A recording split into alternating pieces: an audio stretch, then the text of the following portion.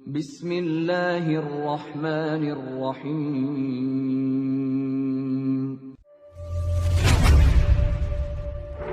يا أيها الذين آمنوا ادخلوا في السلم كافة.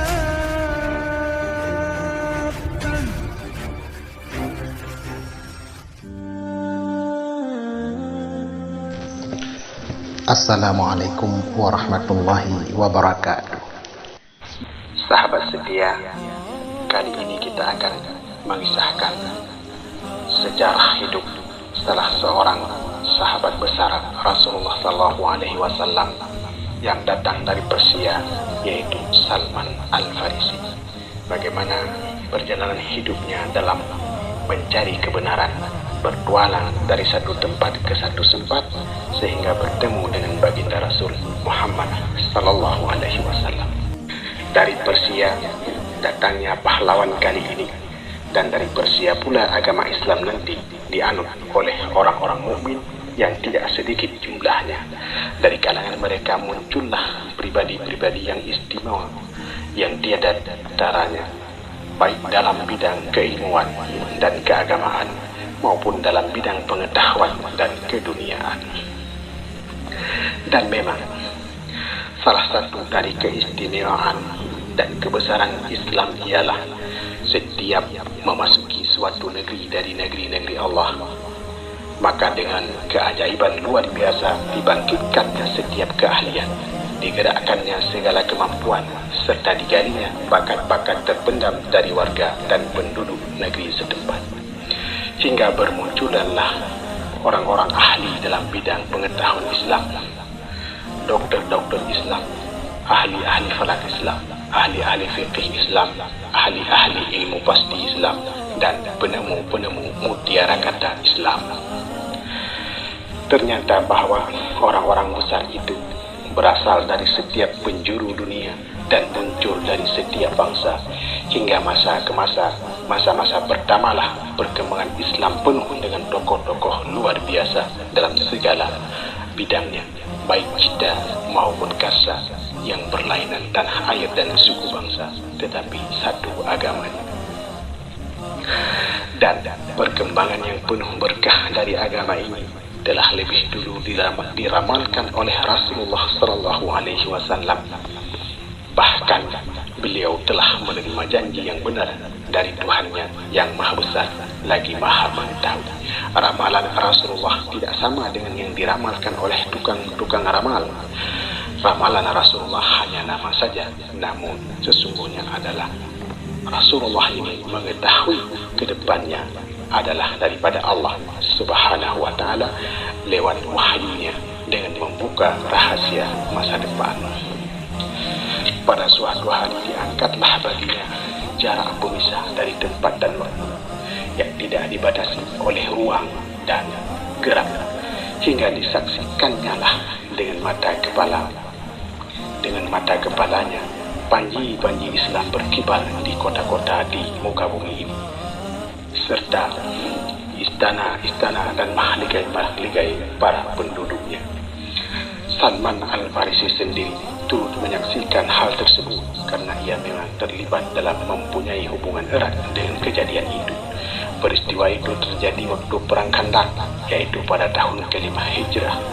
Beberapa orang pemuka Yahudi pergi ke Mekah menghasut orang-orang musyrik dan golongan-golongan kufar agar bersekutu menghadapi Rasulullah SAW serta kaum muslimin, serta mereka berjanji akan memberikan bantuan dalam perang penentu yang akan menumbangkan serta mencabut urat akar agama baru itu. Siasat dan taktik perang pun diaturlah secara licik, bahwa tentara Quraisy dan Ghatfan akan menyerang kota Madinah dari luar, sementara Bani Quraidah Yahudi akan menyerang dari dalam, yaitu dari belakang barisan kaum muslimin, sehingga mereka akan terjepit dari dua arah. Karenanya mereka akan hancur umat dan hanya tinggal nama belaka menurut perhitungan mereka. Demikianlah pada suatu hari kaum muslimin tiba-tiba melihat datangnya pasukan tentara yang besar mendekati kota Madinah, membawa perbekalan banyak dan persenjataan lengkap untuk menghancurkan kota Madinah dan kaum muslimin. Namun kaum muslimin panik dan mereka bagaikan kehilangan akal melihat hal yang tidak diduga-duga itu datang. Keadaan mereka dilukiskan oleh Al-Quran sebagai berikut.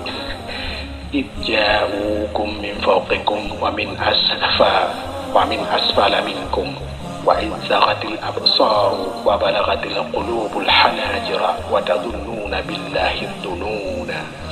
Ketika mereka datang dari sebelah atas dan dari arah bawahnya, dari arah bawahmu, dan tatkala pandangan matamu telah berputar liar, seolah-olah hatimu telah naik sampai ke kerongkongan, dan kamu menaruh sangkaan yang bukan-bukan terhadap Allah. Begitu menggambarkan oleh Allah keadaan orang muslimin pada waktu mereka didesak oleh kaum kufar dan kaum Yahudi pada saat itu di Madinah. 24.000 orang prajurit di bawah pimpinan Abu Sufyan dan Uyainah bin Hisham menghampiri kota Madinah dengan maksud hendak mengepung dan melepaskan pukulan menentukan yang akan menghabisi Muhammad SAW dan agama serta para sahabatnya. Pasukan tentara ini tidak saja terdiri dari orang-orang Quraisy, tetapi juga dari berbagai kabilah atau suku yang menganggap Islam sebagai lawan yang membahayakan mereka. Dan peristiwa ini merupakan percobaan akhir dan menentukan dari pihak musuh-musuh Islam, baik dari perorangan maupun dari suku dan golongan. Kaum muslimin menginsafi keadaan mereka yang gawat ini. Rasulullah pun mengumpulkan para sahabatnya untuk bermusyawarah, dan tentu saja mereka semua setuju untuk bertahan dan mengangkatkan senjata. Tetapi apa yang harus mereka lakukan untuk bertahan hidup?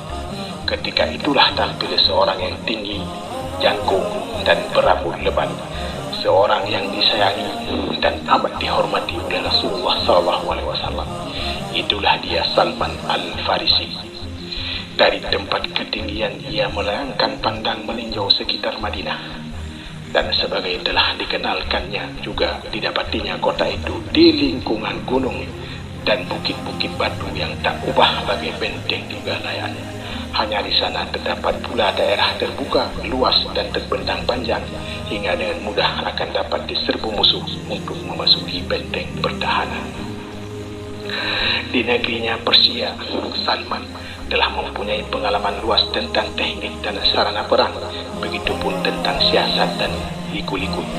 Maka tampillah dia mengajukan suatu usul kepada Rasulullah, yaitu suatu rencana yang belum pernah dikenal oleh orang-orang Arab dalam peperangan mereka selama ini.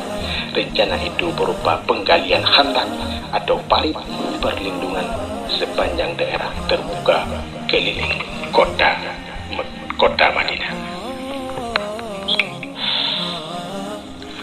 Assalamualaikum warahmatullahi wabarakatuh.